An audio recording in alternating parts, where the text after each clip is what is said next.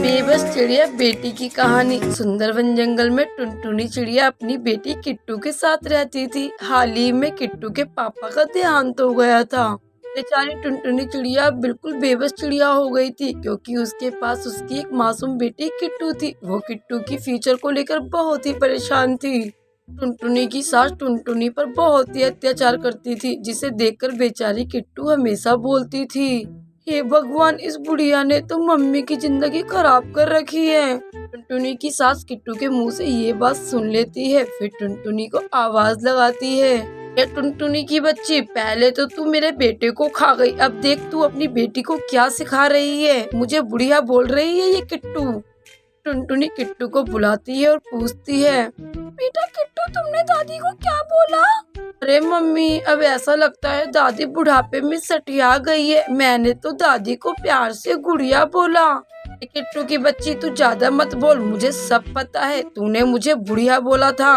अच्छा दादी, मैं तुम्हारा एक टेस्ट लेती हूँ, फिर बताना मैंने क्या बोला। मेरी दादी मेरी मम्मी पर बहुत अत्याचार करती है पापा के जाने के बाद। किट्टू पूछती है, बताओ मैंने क्या बोला। किट्टू की दादी बता देती है किट्टू ने क्या बोला। फिर किट्टू सुनकर बोलती है, अरे वाह, दादी ने तो बिल्कुल सही बोला, दादी के कान तो बहुत अच्छे हैं। ये नौटंकी की दुकान, मेरे साथ नौटंकी मत कर, मुझे सब समझ में आ रहा है तू क्या बोलना चाहती है। देखो ना, सुनकर किट्टू वहाँ से चली जाती है और बेचारी टुनटुनी अपनी सास की बहुत खरी खोटी सुनती है। फिर कालू कौवा आता है और बोलता है, अरे टुनटुनी, तुम इतनी अपनी सास की क्यों सुनती हो, तुम शादी क्यों नहीं कर लेती। दूसरी, अरे कालू, तुम ये क्या बोल रहे हो, मैं किट्टू की और जिंदगी खराब नहीं करना चाहती, वो वैसे ही अपनी दादी से इतना परेशान है, तो तेरा बाप उसके साथ कैसा व्यवहार करेगा इसकी गारंटी मैं कभी नहीं लूंगी। किट्टू को अच्छी परवरिश देकर ऐसे ही अपने स्वर्गवासी पति की यादों में पाल लूंगी, लेकिन सौतेले बाप का छाया कभी नहीं पड़ने दूंगी। ये तो तुम ठीक कहती हो, लेकिन उस बुढ़िया अपनी सास का क्या करोगी। देखो कालू, तुम्हें ज्यादा टेंशन लेने की जरूरत नहीं है, ये मेरा घर परिवार है, मुझे कैसे संभालना है ये मुझे अच्छे से पता है। हाँ टुनटुनी, मैं तो बस तुम्हें समझा रहा हूँ, मैं बुरा लग रहा है, मैं तो बस तुम्हारी बेबसी देख नहीं पा रहा था, इसलिए तुम्हें इतना समझाने आ गया, वरना मुझे कोई जरूरत नहीं किसी को समझाने की। तुम्हारी समझदारी काफी अच्छी है, तुम अपनी समझदारी अपने ऊपर ही दिखाओ तो ज्यादा अच्छा होगा। फिर कुछ देर बाद टुनटुनी की सास का पैर फिसल जाता है और वो गिर जाती है। फिर चिल्लाती है, आ लग गई। किट्टू बोलती है, रे दादी को कौन सी बीमारी लग गई। किट्टू की बच्ची, ये बीमारी नहीं, चोट लग गई। टुनटुनी बोलती है, किट्टू, आजकल तुम बहुत ज्यादा बोलने लग गई है, चुपचाप जाओ यहाँ से, माँ जी उठिए। किट्टू दादी बोलती है, इस उम्र में हमें सिर्फ दो ही काम होता है, भजन सुनना और बहू को सुनाना, अगर ये काम भी हम सही से ना करें तो धिक्कार है हम पर। इस बात को किट्टू इग्नोर करती है और पूछती है, पर दादी वैसे मम्मी नजर नहीं आ रही। नजर कैसे आएगी, नजर से तो मैंने उसे गिरा दिया धक्का मारकर। ना बोलकर हंसने लग जाती है। किट्टू मन ही मन बोलती है, फिसल कर बच गई हो ना, इसीलिए इतना जोक सुना रही हो। किट्टू वहाँ से चली जाती है। टुनटुनी की सास दोबारा टुनटुनी को खरी खोटी सुनाती है। एक दिन किट्टू की दादी बहुत बीमार पड़ जाती है। फिर टुनटुनी बहुत ही सेवा करती है और किट्टू भी बहुत ही सेवा करती है और भगवान से हर वक्त प्रार्थना करती है, भगवान जी प्लीज हमारी दादी को बिल्कुल ठीक कर दो, दादी की ये हालत हमसे देखी नहीं जाती, भगवान जी प्लीज दादी को जल्दी ठीक कर दो। और जब दादी किट्टू के मुंह से ये बात सुनती है तो किट्टू को अपने पास बुलाती है और बोलती है, आज से मैं कुछ भी अत्याचार नहीं करूंगी अपनी बहू टुनटुनी पर, तुम दोनों मेरी कितनी सेवा कर रही हो, मैं धन्य हो गई टुनटुनी जैसी बहू पाकर, टुनटुनी मुझे माफ कर दो। किट्टू बोलती है, दादी मुझे भी माफ कर दो, मैंने तुम्हारी बहुत खिंचाई करी है। फिर सभी एक दूसरे को माफ कर देते हैं और हंसी खुशी एक साथ रहने लगे। इसलिए बड़े बुजुर्ग कहते हैं, सब्र का फल मीठा होता है, समस्या कितनी बड़ी क्यों ना हो, उसका हल एक दिन जरूर निकलता है। बहुत समय पहले की बात है। एक घने जंगल में मीनू चिड़िया और सोना चिड़िया अपने बेटे बंटी चिड़िया के साथ खुशी खुशी रहते थे। सोनू चिड़िया कृषि करता था और कृषि करके उसे बेचा करता था और आए हुए पैसों से अपना घर चलाता था। ऐसे ही चलता रहता है और कुछ सालों बाद सोनू बीमार पड़ जाता है और बीमार पड़ने के कारण वे कुछ काम नहीं कर पाता, जिसके कारण उसे घर के संभालने की चिंता होने लगती है और सोनू चिड़िया हमेशा चिंतित रहता है। से चिंता में देख बंटी चिड़िया उसका बेटा बोलता है, पापा हमेशा चिंतित क्यों रहते हैं? चलो आज पूछ ही लेता हूँ। फिर बंटी चिड़िया अपने पापा से पूछता है, क्या हुआ पापा, आप हमेशा चिंतित क्यों रहते हो, ऐसी क्या बात है?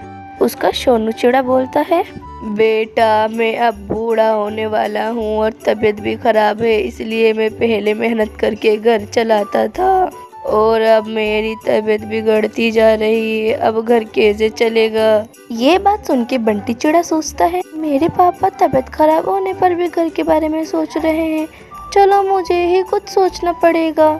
चलो मैं ये देखता हूँ मेरे पास कितने पैसे हैं, फिर मैं उन पैसों से कोई सा व्यापार करूँगा और घर चलाऊंगा। फिर बंटी चिड़िया अपने पैसे देखता है, उसके पास केवल 10 रुपए ही निकलते हैं। वे 10 रुपए लेकर मार्केट में जाता है और सारी दुकानों को देखता है, पर वहाँ केवल एक नींबू वाला ही सस्ते दाम में बेच रहा होता है। मेरे पैसों में तो सिर्फ नींबू ही मिल पाएंगे, चलो नींबू ही लेता हूँ। तोते भैया नींबू कैसे दे रहे हो? 1 रुपए का एक नींबू है। मुझे 10 रुपए के नींबू दे दो। ये लो 10 रुपए के 10 नींबू। वे 10 रुपए के नींबू लेकर अपने जंगल में जाता है और जंगल के सभी पक्षियों को बेचने लगता है। वहाँ पर एक कबूतर बोलता है, इतने महंगे नींबू क्यों दे रहे हो? पास वाली दुकान में तो 1 रुपए का एक नींबू है। अरे भैया वे तो सड़े गले हैं, मेरे तो ताजे और बढ़िया नींबू है। ऐसे कहकर वे अपने सारे नींबू बेचने लगता है। दिन प्रतिदिन उसका व्यापार बढ़ता रहता है और वे दुकानदार से ज्यादा नींबू खरीदने लगता है और अपने घर लेकर जाता है और घर भी अच्छा चल रहा होता है। और अपने पापा से बोलता है, पापा आप ना ये जिम्मेदारी छोड़ दीजिए, घर कैसे चलेगा? अब मेरे ऊपर सारी जिम्मेदारी आ चुकी है, अब आराम करो। बंटी चिड़िया की बात सुन के उसके पिताजी बहुत खुश होते हैं। हर रोज बंटी ऐसे ही नींबू बेचा करता था, पर कुछ समय बाद नींबू लेने वाले पक्षी नींबू नहीं लेने लगते हैं, इसलिए वे दुकानदार से भी कम ही नींबू लाता था और बचे हुए नींबू में अगले दिन वह नींबू डालकर बेचा करता था। फिर एक दिन वह नींबू खरीदने के लिए दुकानदार के पास जाता है और बोलता है, भैया मुझे एक नींबू का गुच्छा दे दो। फिर दुकानदार कौवा बोलता है, भाई साहब व्यापार की शुरुआत में तो बहुत ज्यादा नींबू खरीदते थे, क्या हुआ? कुछ दिनों से नींबू का व्यापार कम होता जा रहा है, कम से कम कुछ दिनों तक तो व्यापार चला पाओगे ना? बंटी कबूतर बिना कुछ बोले वहाँ से चला आता है और सोचता है, उन्होंने मुझे बोला कम से कम मैं व्यापार चला पाऊंगा, अब मैं उन्हीं के सामने नींबू बेचा करूँगा। फिर वे परेशान होकर एक दुकानदार में जूस बेचता हुआ देखता है, वहाँ काफी भीड़ होती है और फिर वे सोचता है क्यों ना मैं भी नींबू का रस बनाकर बेच। बंटी चिड़िया उन नींबू का रस बनाकर बेचने लग जाता है। वे आधे नींबू का रस बनाते हैं और आधे नींबू ऐसे ही बेचता है। वह नींबू का रस काफी ज्यादा सस्ते दामों में बेचने लगता है।